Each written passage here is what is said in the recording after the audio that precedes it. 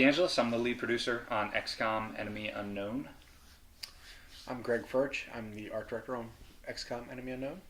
I'm just excited to hopefully bring this to the masses. That's what I'm very excited about. You know, it's a classic game franchise in the early 90s. Right. It has a very devout following. Some of the best fans in the world in gaming today that still play it 18 years later. Yep. And we really wanted to usher that into the modern era and uphold some core pillars with that original game. When you talk about destructibility, having turn-based tactical gameplay, a strategy layer where you can make these decisions.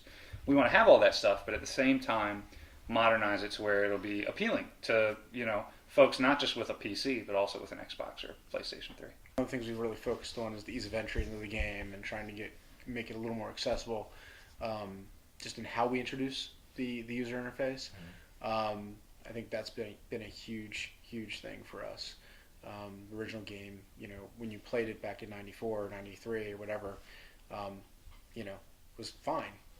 You go to play it in 2008, you're like, I'm sitting here waiting for a mission for 5 minutes. As you saw in the demo, there's a lot of cinematic moments, even during the gameplay. You know, when you're going down and shooting an alien.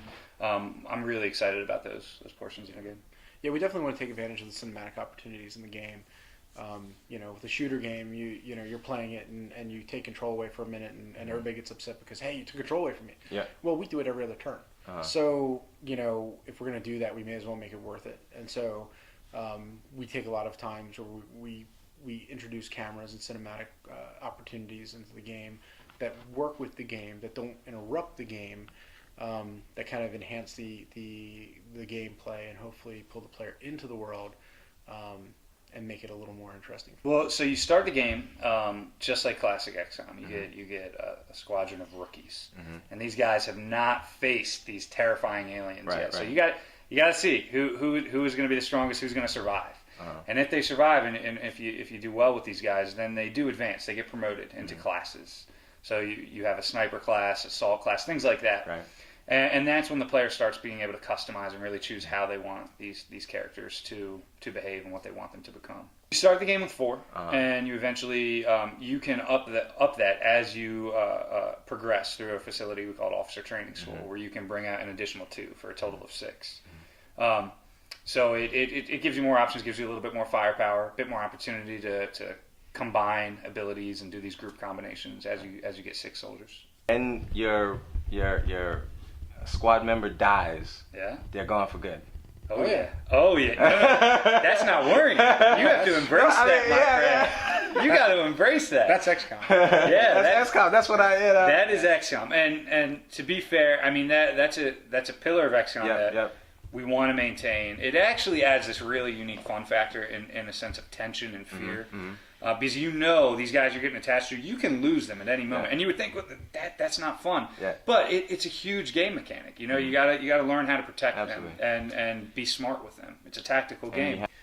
Even with the daytime missions, we still want it to feel very tenuous as far as when you get in there, the anxiety is still high. The anxiety is still high, which is actually really hard to do when it's not night. We definitely want it to convey that sort of fear and that sort of apprehension when you move and going into the darkness, which the Fog of War provides. And really trying to make it as very dreary atmosphere. Yeah. There really is no other. There's not another game like this. I mean, we're calling it action strategy. Okay. But there's so many elements in it. There is that RPG element to the customization. Yeah, I saw that. Yeah. There's the real time strategy at the base when you're simming for missions and building stuff, and then the turn based combat.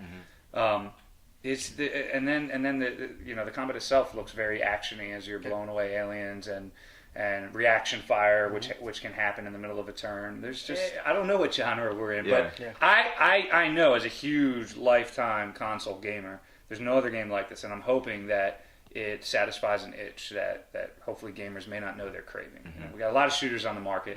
We're tapping into that a little bit, but it has a little bit more depth to it. So.